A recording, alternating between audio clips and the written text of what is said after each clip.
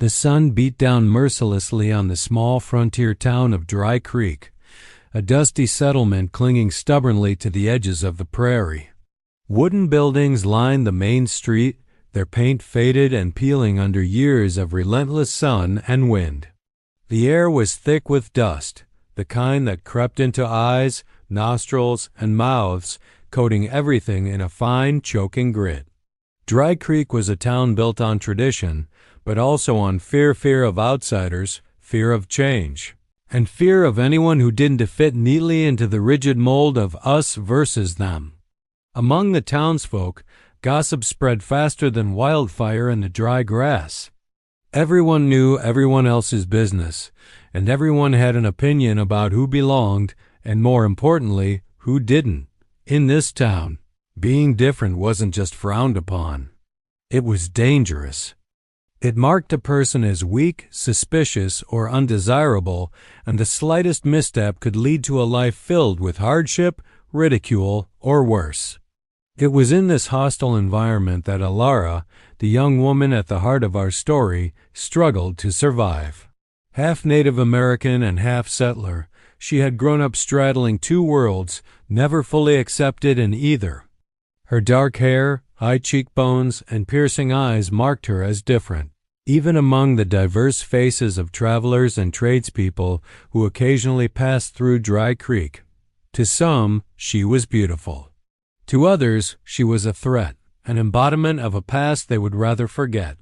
Ilara had learned early on that survival required both vigilance and strength. She moved through the town quietly, keeping her head down in the market, carefully negotiating the prices of supplies, and always listening to the whispers behind her back. The children of the town often mimicked the cruel words of their parents, pointing and sneering, calling her a half-blood with a mix of fear and learned malice. Adults were no better. Shopkeepers would give her the cheapest goods, refusing her coin, while men on the street cast suspicious glances, as if her very presence might bring misfortune. Yet despite the hostility, Alara refused to let the town break her spirit entirely. She had learned to carry herself with quiet dignity, her eyes calm even when the world around her was cruel.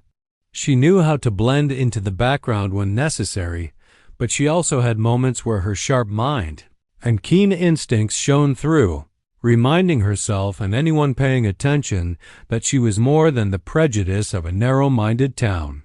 Her family's history was a constant source of pain. Her father, a white settler, had died when she was young, leaving her in the care of her mother, a woman of the local tribe.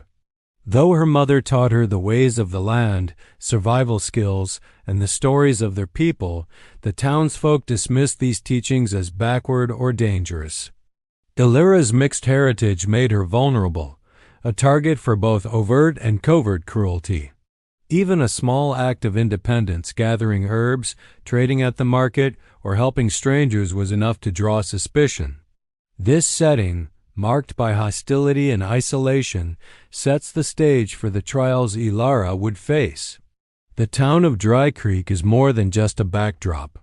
It is an antagonist in itself, a living, breathing force of prejudice and fear that seeks to limit her, define her, and ultimately punish her for simply existing as she is. In the harsh sunlight of the prairie, Ilara stands alone, but within her burns a quiet fire, a defiance that will not go unnoticed. This simmering tension, the collision of her strength with the town's cruelty, foreshadows the dramatic events that will soon unfold. Events that will push both Ilara and the town to their limits, forcing courage and love to emerge in the most unexpected ways. The whispers in Dry Creek had grown louder, taking on a dangerous edge. What had once been secret glances and muttered comments now spilled into the open, fueled by fear and ignorance. Rumors spread like wildfire. Ilara, the half-blood girl, was accused of stealing from the settlers, of cursing the town with bad luck, of challenging the natural order by existing between two worlds. The townspeople's anger had been simmering for years, but now it was ready to boil over. It started with small acts of cruelty. A basket of food left at her doorstep was overturned, her few belongings were vandalized, and even children avoided her in the streets, repeating the cruel epithets they heard from their parents. Each act, while minor in isolation, built an atmosphere of tension that coiled around her like a tightening rope. Ilara felt the weight of the town's eyes on her, sharp and unrelenting. Every glance carried accusation. Every whispered word threatened violence. She knew she could not rely on anyone in town for protection. Those who might have been allies were too afraid to speak, fearing the wrath of the majority. Then came the day when the tension became unbearable. A prominent settler, a man whose opinion held sway over many in Dry Creek, accused Ilara of a crime she did not commit, stealing money from the general store. It was a baseless claim, fueled by prejudice rather than evidence, but in a town built on suspicion, his word carried weight. The accusation ignited the mob mentality that had been quietly festering. Men and women gathered in the dusty town square, anger and judgment in their eyes, demanding immediate punishment. Their chants grew louder, their faces twisted with self-righteous fury. Ilara, once quiet and cautious, now found herself surrounded by a hostile crowd. She tried to reason, to explain that she had done nothing wrong, but words fell on deaf ears. The mob was not interested in truth. It was consumed by the need to assert dominance, to eliminate what they perceived as a threat to their fragile sense of order. Her mixed heritage, her independence, and her defiance of their expectations had made her a target long before this moment. Now it had reached a breaking point. The town's leader, whether a self-appointed sheriff or a wealthy settler, declared that Ilara must be punished publicly, to serve as a warning to anyone who dared challenge their prejudices. The method of punishment was cruel and deliberate. She was to be hanged from the ancient oak tree that stood at the center of the square, a symbol of authority and fear. The rope was brought and the platform readied. As she was led toward the tree, the crowd pressed closer, their voices rising in a chorus of condemnation. Her heart pounded in her chest, but she refused to beg, refused to plead for mercy. As she stood on the platform, the townspeople's glares burned into her like fire. She saw the hatred in their eyes, the way they twisted her identity into something monstrous, something deserving of death. But she also felt something else, a quiet, resilient strength that had been cultivated over years of hardship. She was terrified, yes, but fear was a tool she would wield, not a chain to bind her. Every insult, every shove, every whispered curse only fueled her resolve. This moment, the precipice between life and death, set the stage for forces beyond her own to intervene. It was a moment of ultimate tension, where prejudice and courage collided. The catalyst had done its work. Ilara was no longer just an outcast. She was a symbol, a lightning rod for the town's hatred, and unbeknownst to her, the stage for the arrival of a hero, who would defy the town and change her fate forever. As the crowd in Dry Creek jeered and the rope tightened around Ilara's wrists, a sudden stir at the edge of town caught the attention of a few sharp-eyed onlookers. Dust swirled on the horizon, and the rhythmic pounding of hooves announced the arrival of a rider. Most townsfolk, consumed by their hatred and excitement over the impending punishment, barely glanced at the newcomer. But some felt a flicker of curiosity and perhaps unease. The rider was a cowboy, a solitary figure cloaked in the kind of rugged confidence that comes from years of living outside the law, or at least on its fringes. His wide-brimmed hat shaded eyes that had seen too much, but beneath the shadow there was a sharp intelligence, a sense that he observed everything and missed nothing. His horse, a sleek chestnut with a glossy coat, moved with controlled power, its movements in perfect sync with the man atop it. The cowboy did not hurry, yet he closed the distance with an inevitability that felt almost deliberate, like a storm approaching over the prairie. No one in Dry Creek knew his name. He carried no official business, no authority from any town, county, or law enforcement. He was a stranger, the kind of man most people respected from a distance, partly because of fear, partly because of admiration for someone who seemed untethered to the constraints of ordinary life. To the townsfolk, he was a curiosity.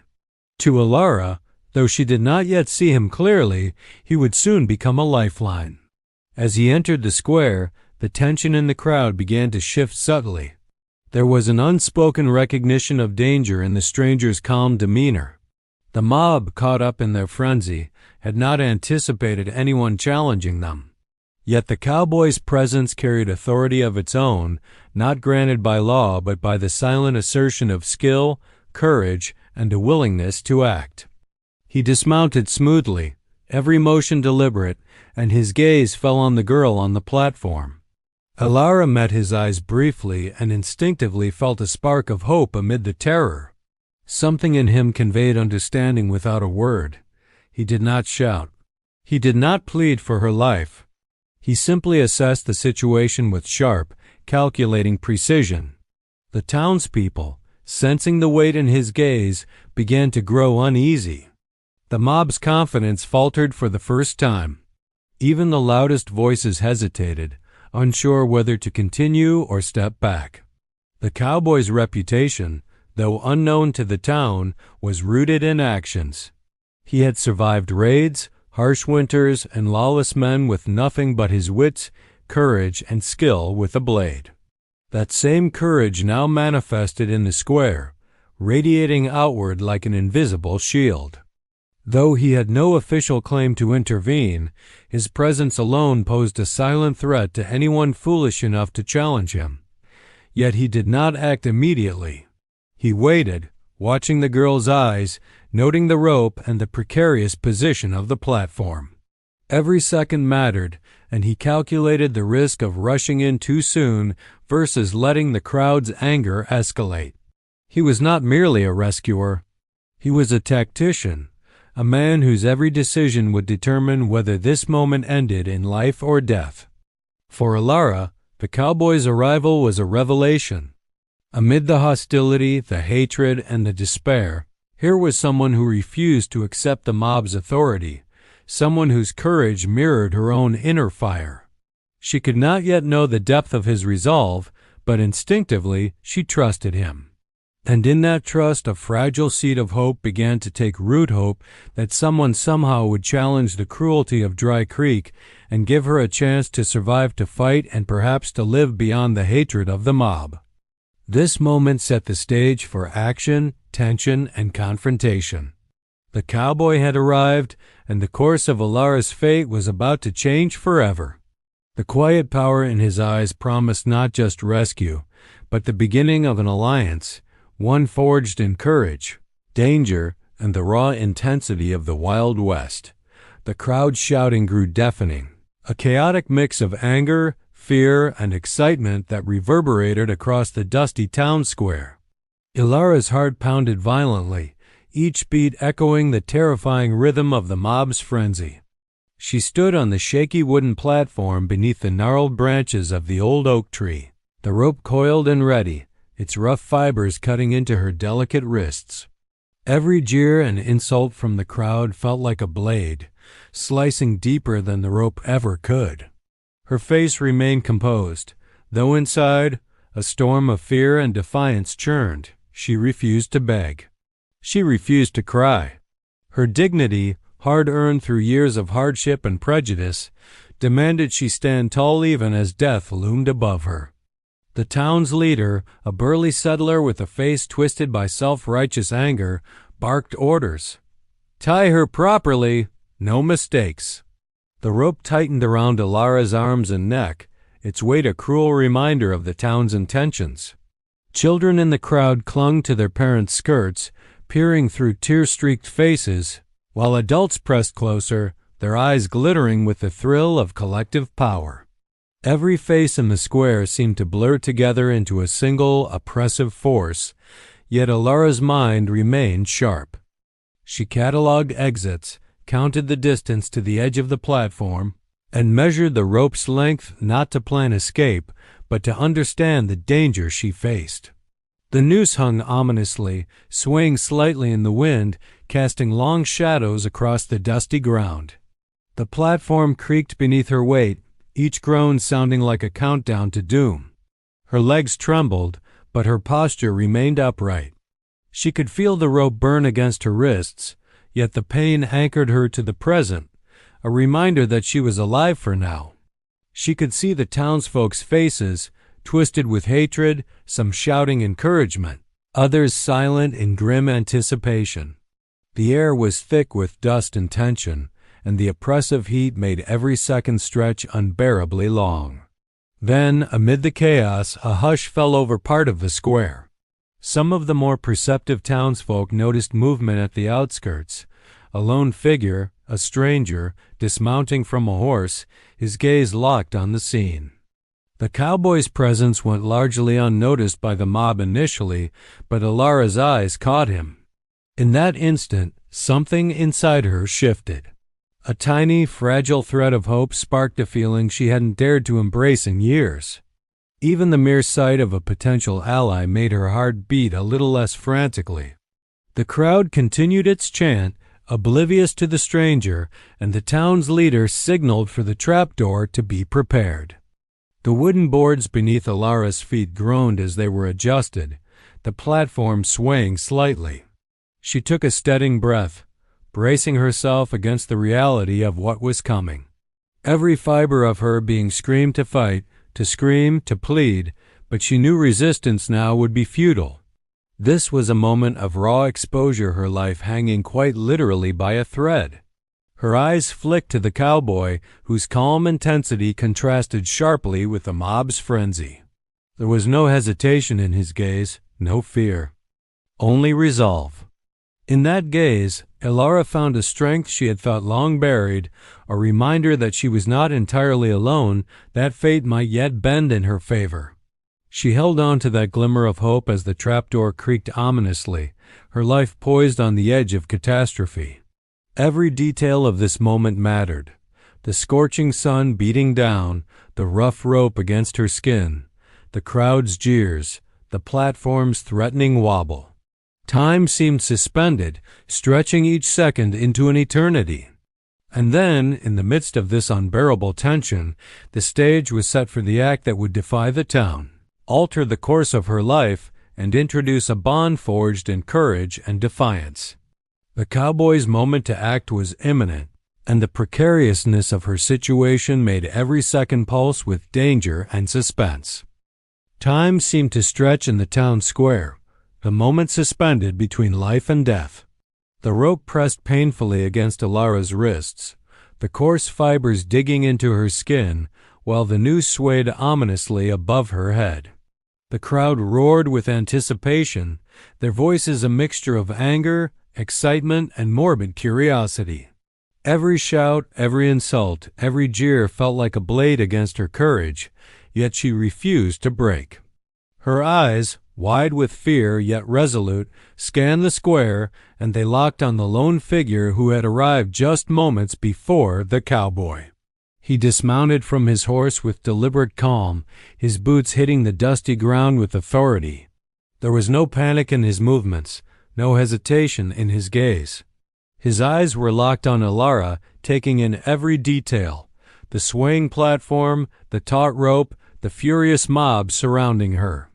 He assessed the danger quickly, calculating the timing, the positioning of the mob, and the speed required to act before it was too late. Every second mattered. He had come for her, and he was prepared to risk everything to save her life. The townsfolk were still caught up in their frenzy, unaware of the looming interruption.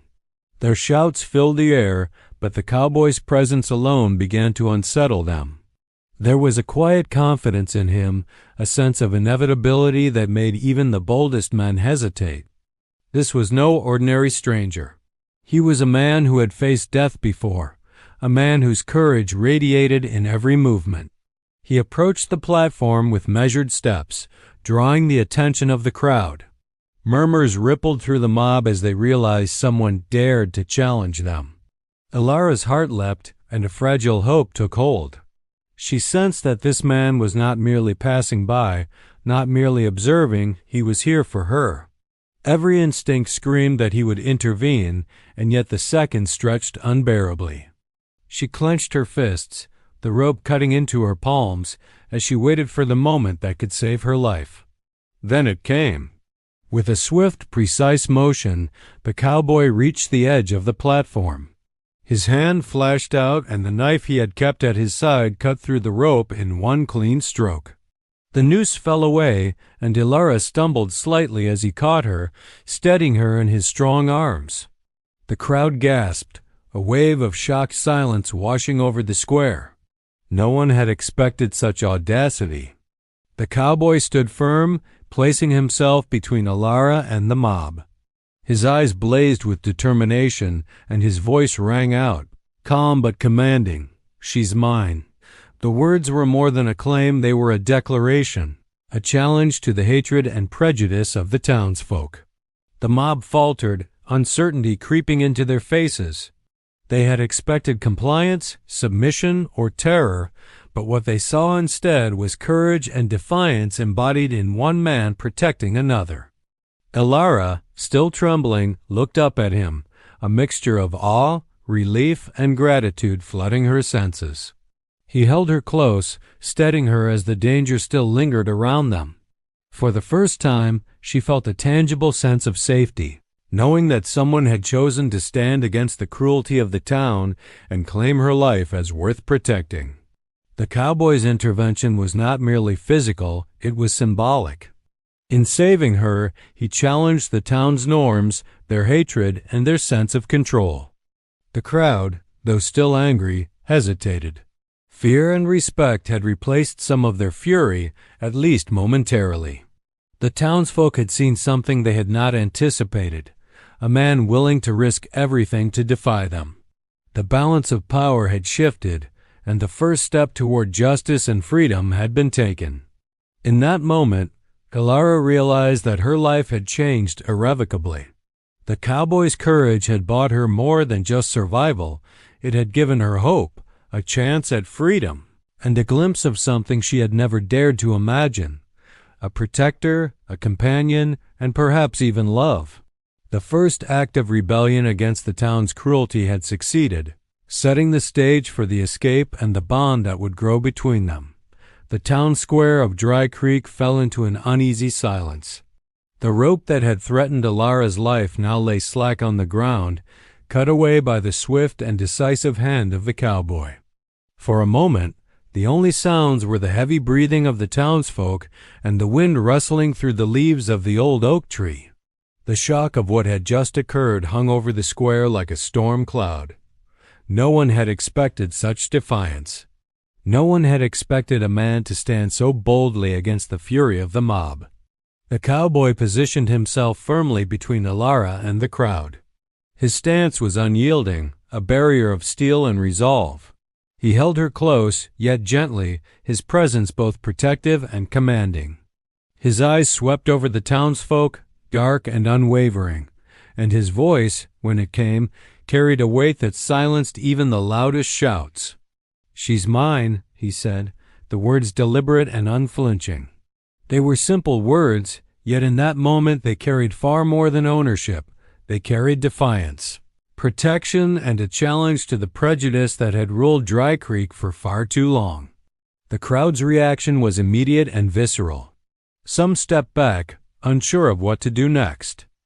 Others, enraged at the insult to their authority, clenched fists and gritted teeth, murmuring threats under their breath. The air was thick with tension, the kind that makes hearts pound and palms sweat. In one swift action, the cowboy had shifted the balance of power in the square. No longer was Ilara a helpless victim, and no longer did the mob have uncontested control over her fate. Ilara's own heart raced, a mixture of fear, relief, and a strange, thrilling awe. She had known courage before, in small, quiet ways. But what she saw in the cowboy was something extraordinary, a fearless determination that refused to bow to injustice. For the first time, she felt seen not as a half-blood outsider to be punished, but as a person whose life mattered enough for someone to risk everything. Her trust, cautious and fragile as it had always been, began to take root in the solid ground of his presence. The cowboy did not waver under the angry stares of the mob. He did not flinch at their murmurs or threats.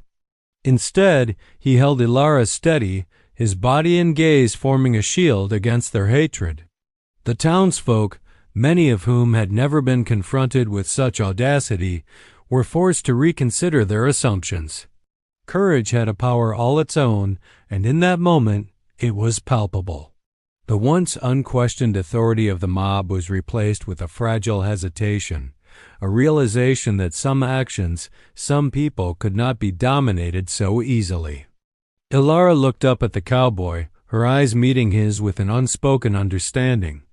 They did not need words. The rescue had already spoken volumes. In his declaration, in his unwavering stance, she recognized the beginning of a partnership forged in adversity. It was more than protection, it was recognition, respect, and a promise of solidarity against the cruelty of the world around them. The atmosphere in the square remained tense, yet the cowboy's bold declaration had achieved something extraordinary. It had shifted the narrative. Ilara was no longer merely a victim of prejudice. She was now a person under someone's care, someone who had chosen to stand against injustice. The first seeds of rebellion had been sown, and with them, a glimmer of hope for freedom and survival. In that charged, electric moment, the story's direction changed. The cowboy had not only saved her life physically, but had also ignited the beginning of a bond that would grow into trust, companionship, and perhaps even love. Dry Creek would not forget what had happened that day, nor would Ilara. The declaration of "she's mine" echoed far beyond mere ownership. It was a promise, a shield, and a spark that would guide the next chapter of their journey together. As the dust of Dry Creek disappeared behind them, Ilara and Silas rode hard into the open plains, leaving the town and its hatred far behind. The landscape stretched endlessly rolling hills, jagged rocks, and sparse clusters of hardy trees, all bathed in the harsh light of the sun. Every mile carried them further from the mob and closer to the freedom they both desperately needed. But the open terrain offered no guarantees. The frontier was as unforgiving as the townsfolk they had fled, and each step brought its own dangers: wild animals, treacherous ground, and the constant threat of pursuit. Silas rode beside Ilara, his chestnut stallion steady and powerful. He had spent years mastering the art of the frontier tracking, survival, and reading the land as though it were a living map. His eyes scanned the horizon constantly, alert for any sign of movement. Behind him, he could feel Ilara's tension, the residual fear from the hanging still lingering in her every gesture. Yet her hands, once trembling, were now steady on the reins, and her posture had hardened with determination. She was learning quickly, absorbing every lesson Silas imparted, and proving that survival in the wilderness required more than courage. It required adaptability, skill, and a willingness to trust someone else completely.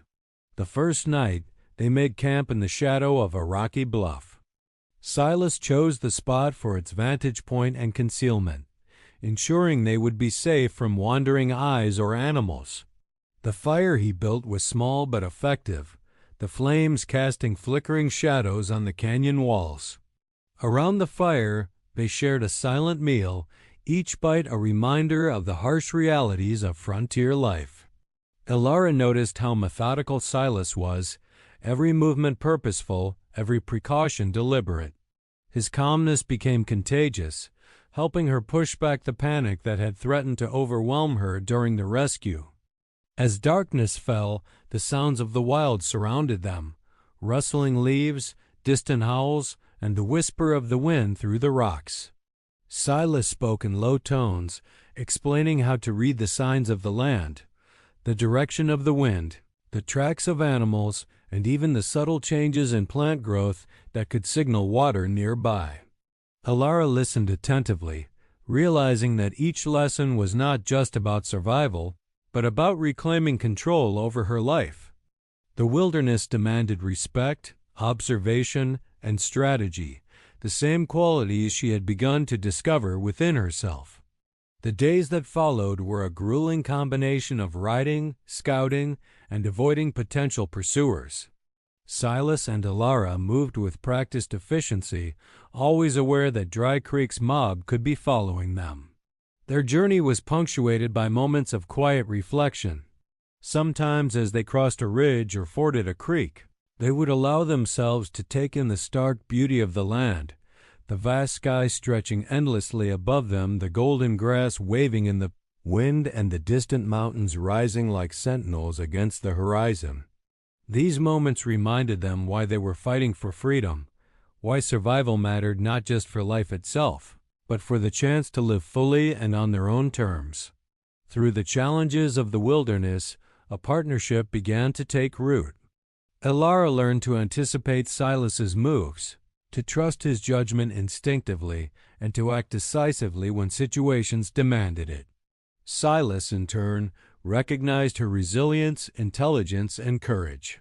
The shared dangers of the frontier forged a bond stronger than either could have anticipated, a bond built on trust, interdependence, and a growing admiration that neither acknowledged outright but both felt deeply. By the time they reached a more sheltered canyon for a longer rest, Alara realized something fundamental. Survival alone had been terrifying, but survival together, guided by trust and mutual reliance, was empowering.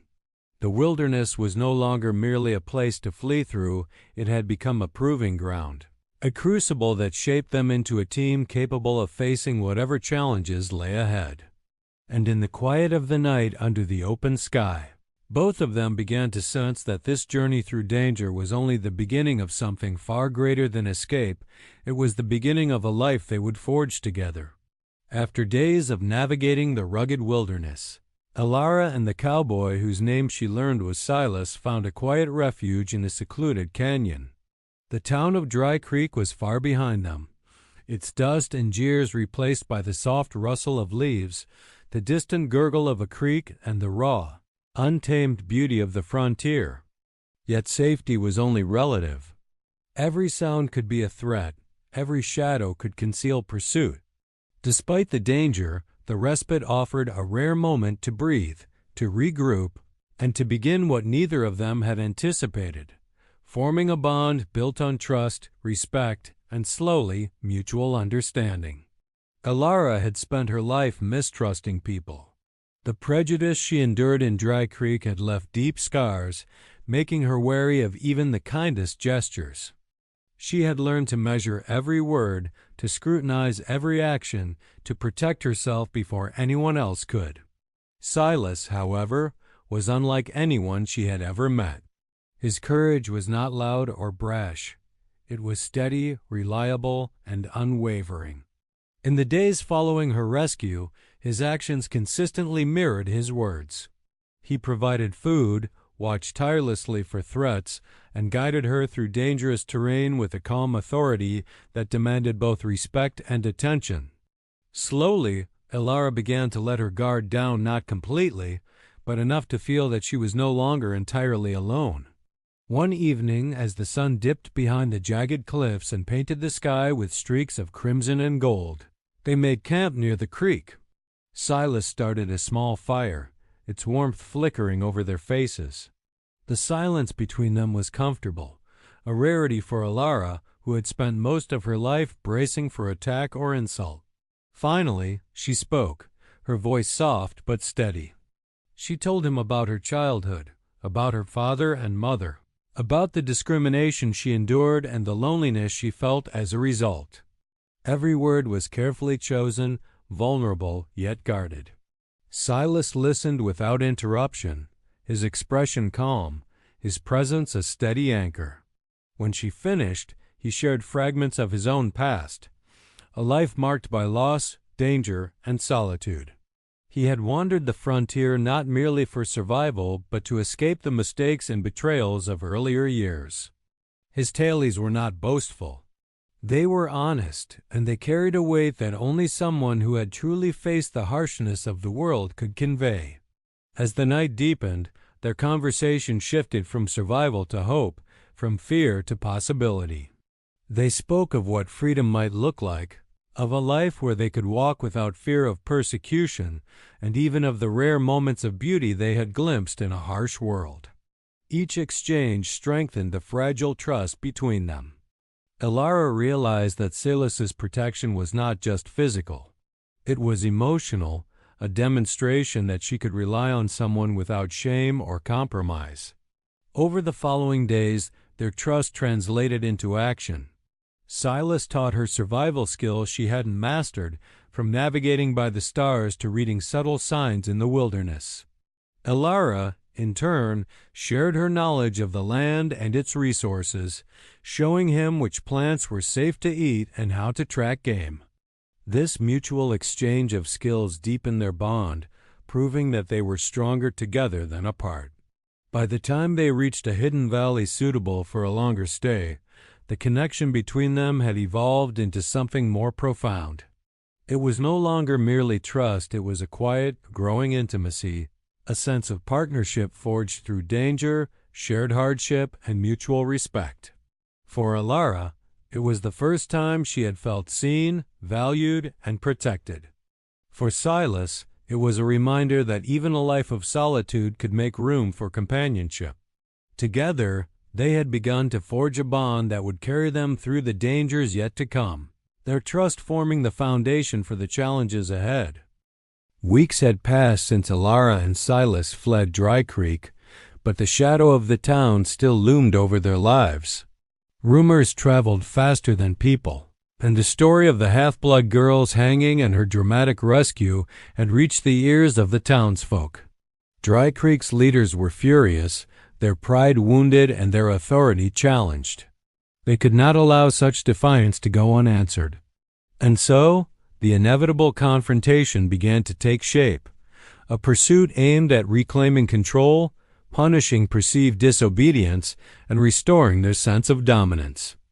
Elara and Silas had expected this. The wilderness offered safety, but it could not hide them forever.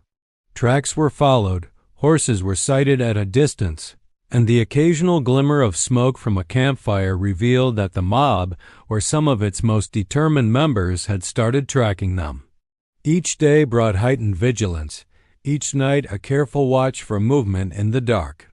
The tension was relentless, yet it was tempered by the bond they had forged. They trusted each other completely, relying on their combined skill, instincts, and courage to stay one step ahead of danger. When the townsfolk finally caught up to them, it was on the outskirts of a narrow canyon, a natural choke point that turned the terrain into a defensive advantage. Silas dismounted quickly, assessing the number of pursuers and their positioning. Elara, though anxious, moved with a newfound confidence, following his instructions with precision. The fear she had carried for so long was still there, but it was tempered by trust in Silas, and trust in her own strength and instincts. The confrontation began subtly. The townsfolk called out, demanding that Elara return with them and threatening violence if she refused. Their shouts were filled with anger and the false authority of those accustomed to having their way. Silas stepped forward, placing himself between Elara and the mob. His voice, calm but commanding, rang out across the canyon. "She's under my protection. Leave now or face the consequences." There was no hesitation, no wavering in his tone. It was not a bluff. The air around him crackled with the quiet intensity of a man who had faced life and death countless times and would do so again without fear. The mob hesitated, uncertain for the first time. They were numerous but disorganized and overconfident. They had assumed that fear alone would bend Elara to their will. They had underestimated her courage, and they had underestimated Silas's skill and determination.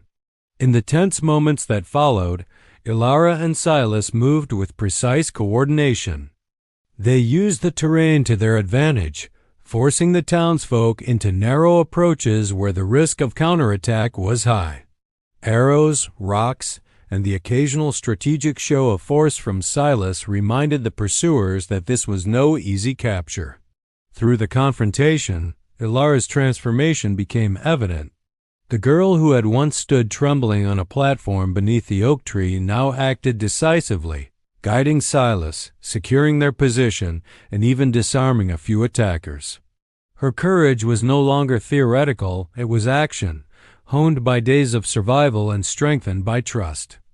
Silas watched with quiet pride, recognizing that the girl he had rescued was now a partner in their defense, capable of standing beside him in both strategy and combat. Ultimately, the townsfolk, faced with the determination and skill of the pair, retreated. Their authority shattered, their pride wounded, they left the canyon with threats that now sounded hollow against the tangible power and unity of Silas and Ilara. The confrontation had tested them, but it had also solidified their bond. Together they had faced danger, defied injustice, and emerged victorious. In that moment, standing side by side in the quiet aftermath of the skirmish, Ilara realized that her life had irrevocably changed. No longer a victim of prejudice, no longer alone in the world, she had found safety, strength, and partnership. Silas, equally changed, recognized that even a life built on solitude could be enriched by trust, courage, and love. The confrontation was over, but the journey, both through the wilderness and into each other's hearts, was only beginning. The sun rose slowly over the horizon, casting golden light across the valley where Ilara and Silas had finally made camp. The wilderness that had once seemed harsh and unforgiving had become a sanctuary, a place where they could breathe, plan, and most importantly, exist without fear of the townsfolk's hatred. Days, weeks, and months of running, hiding, and surviving had forged more than just skill. They had forged trust, companionship, and a quiet intimacy that neither had anticipated. Their bond, born of danger and solidified in the crucible of the frontier, had grown into something enduring. Ilara stood near the creek, watching the water ripple over smooth stones. Her hands, once trembling and scarred from the rope, now moved with confidence as she gathered herbs and roots, demonstrating the knowledge she had always carried with her. Silas, tending to the small fire and preparing breakfast, glanced at her with a quiet pride. In the early morning light, his rugged features softened, revealing a warmth reserved only for her. The journey from the platform beneath the oak tree in Dry Creek to this secluded valley had been long and perilous, but it had also been transformative. Both had emerged stronger, braver, and irrevocably changed. They spoke little at first, letting the sounds of the wilderness fill the silence. Birds called from the treetops, the creek murmured as it flowed, and the wind whispered through the canyon walls. The peace was unfamiliar but welcome. Ilara had spent so long surrounded by prejudice, danger, and fear that quiet moments of safety seemed almost miraculous. Yet, alongside the safety, there was also a new kind of courage. The courage to live fully, without hiding, without trembling at the gaze of the unjust. Over time, they began to build more than a camp, they began to build a home. Together, they repaired a small shelter, fortified it against the harsh elements, and made it a place of comfort and security. Silas shared his skills in hunting, tracking, and survival, while Ilara contributed her knowledge of edible plants, medicinal herbs, and the secrets of the land. Their partnership was balanced, a seamless combination of strength, intelligence, and experience. Trust had blossomed into interdependence, and interdependence into quiet affection. One evening, as the sky turned shades of amber and violet, Silas approached her while she tended the fire. His voice, low and steady, broke the comfortable silence. "We've survived everything they threw at us," he said, "and now we have a chance to make something that's ours." Ilara looked up at him, meeting his gaze. In that moment, words were unnecessary. They both understood the depth of their journey, the dangers they had faced, and the resilience that had carried them through. Their new life was not without challenges. The wilderness was beautiful, but it was also unpredictable. Storms would come, food would run short, and danger could appear at any moment. Yet, for the first time, those challenges did not feel insurmountable. They faced them together, as partners, as equals, and as something more profound than either had ever known. The love that had begun as trust in the midst of fear had grown into a quiet, steadfast devotion. Ilara reflected on her past, on the cruelty of Dry Creek, the rope that had bound her wrists, and the hatred she had endured simply for being half-blood. She realized that every moment of fear, every insult, and every act of prejudice had led her to this place, to this life, and to Silas. The hardships she had survived were no longer just wounds. They were the foundation of her strength, the reason she could now embrace safety, love, and freedom without hesitation. As night fell over the valley, the fire crackled softly, casting warm light on their faces. Silas and Ilara sat side by side, their hands brushing, their presence a quiet affirmation of what they had built together. In that serene, protected space, they finally allowed themselves to imagine a future free from fear, a life shaped not by the cruelty of others, but by their courage, resilience, and love. They had survived the hatred of Dry Creek, faced the wild frontier, and found each other in the chaos. Now at last they could begin again, together, with a sense of hope, purpose, and belonging that neither had ever known before. The story of the half-blood girl and the lone cowboy had reached its culmination not in revenge or retribution, but in the creation of a new life forged in trust, bravery, and unwavering connection. Their journey was complete, and yet it was only the beginning of the life they would carve out together in the wild, untamed world they now called home.